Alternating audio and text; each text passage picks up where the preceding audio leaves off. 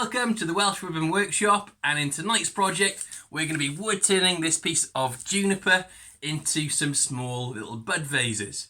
So this is the first time I'm going to be turning juniper, so let's see how this goes. So step number one, I looked where the pith of the wood is, so that's the centre where all the growth rings grow around, and what I'm going to do is I've marked out then where I'm going to get my blanks from, so I should be able to get 3 good sort of spindle turning blanks for vases out there, and maybe some small pen blanks at the bottom.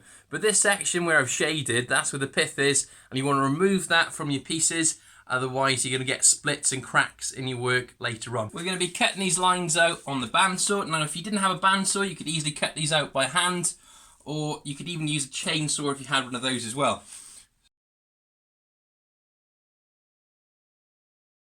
So this wood is absolutely stunning. Didn't realise the beautiful colours in this. So we've got the pith I've marked there, and there with my crosses, so that's been completely removed. So this is going to actually go on the fire, this one bit. I've got them all cut into spindle blanks, and I've got quite a few pen blanks as well I've got cut out, so we'll do that in another project. But this is the only waste, so that central point, and a few bits of bark. So I'm quite happy with the yield then that we've got. So I've just put the juniper between centres, and we're going to be starting out with a roughing gouge to turn this into the round, so knock off all these corners.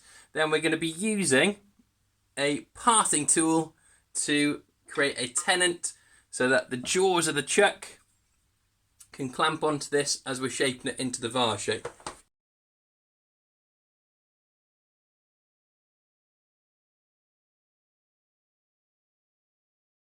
Right, so we've got the tenant on the back, so we can take out our driving spur now and remount this into the chuck.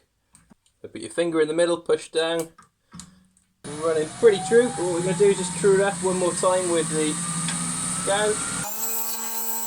Now we can start thinking about the form of the vase. We're going to be using a forcing bit on a drill chuck to drill out the centre of the vase, and then just makes it a little bit easier when we come to do the next couple of steps. If you didn't have a drill, you could hollow out the hole with a bowl gouge. So just going to lock this down, put this on quite a low speed.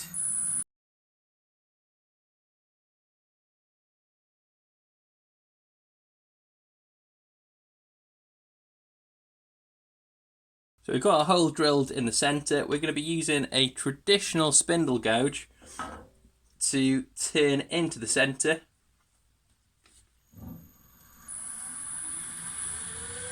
So we're going to true up the face by doing a pull cut. So it's all trued up, so we're going to go into the centre now with this.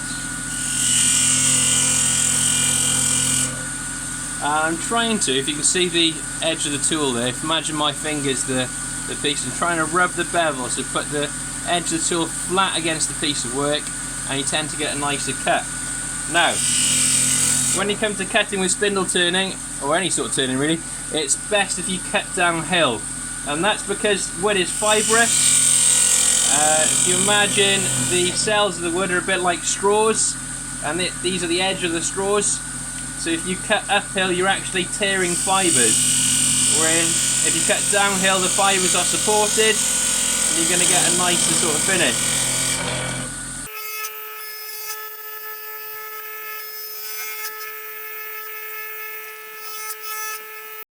So I've turned the inside of this now and blended it in. I'm going to establish where we're going to be parting this off later on.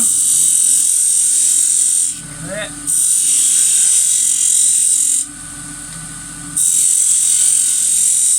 Notice I come quite a little bit away from the jaws of the chuck, and that's going to give me a little bit of room to do an angled undercut later on. So it's the fun part now into shaping the profile of this. So it's a bit like doodling, you can do whatever shape you want really.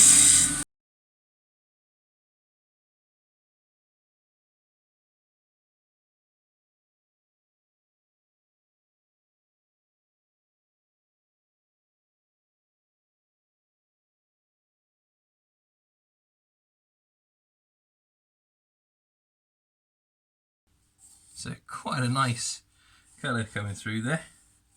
A little bit, tiny bit more of some finishing cuts I'm going to do, and I'm going to sharpen my tools up, and that's going to reduce the amount of sanding I have to do by 50% if I do one final sharpen before starting to sand.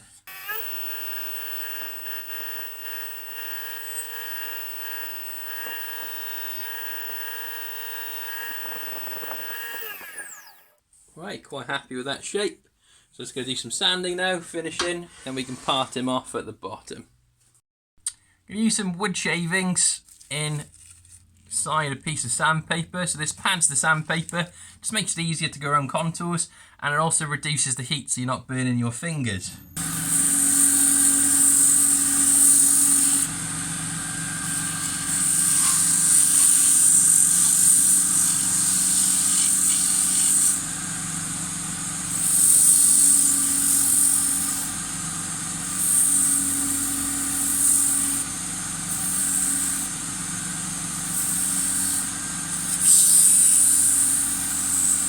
So before we apply a finish, we're going to use a cellulose sanding sealer. So this is going to seal the pores of the wood, and anything we put over the top of this, then it's going to bring up a nice shine as it's not being absorbed by the wood itself. So I'm just going to rub this in the direction of the grain.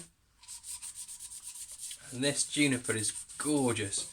So having never turned it before, really happy with how it turns, and it looks absolutely beautiful.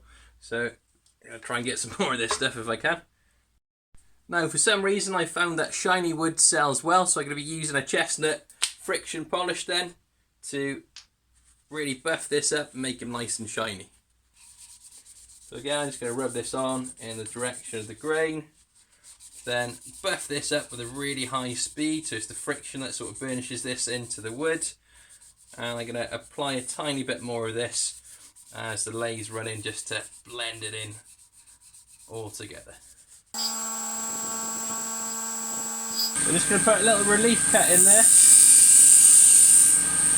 to allow the shavings to come out.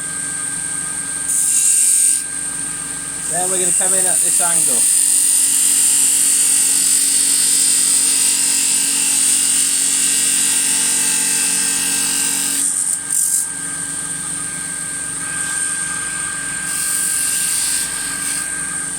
You use this as a scraper, just to scrape over that corner, around that corner, and it's just softer on the eye then as it sits on the table.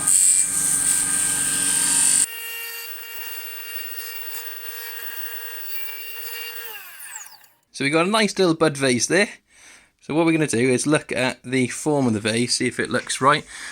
Now, I'm quite happy with that shape. I think it looks okay. So if you turn it upside down on the lathe, and if it still looks proportionally right, you've done a good job normally. So all I've got left to do now is I'll use a little whittling knife to carve away that central portion.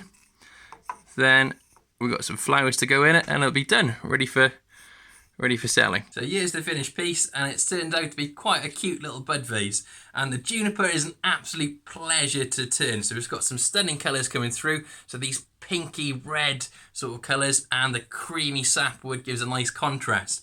So that's my process of quickly turning a bud vase, and I tend to do this for market stalls. I'll batch out about 20 to 40 of these at a time, and they tend to sell well if you turn little flowers at the top and put them in on some dowel sticks. So I'm going to do about 40 of these for my upcoming craft stall, and hopefully they should sell well as they've done in the past. So thank you so much for watching. If you've enjoyed tonight's project or found it useful, please consider subscribing, as that really supports me and helps me out, and then I can get some more woodworking and wood turning videos your way.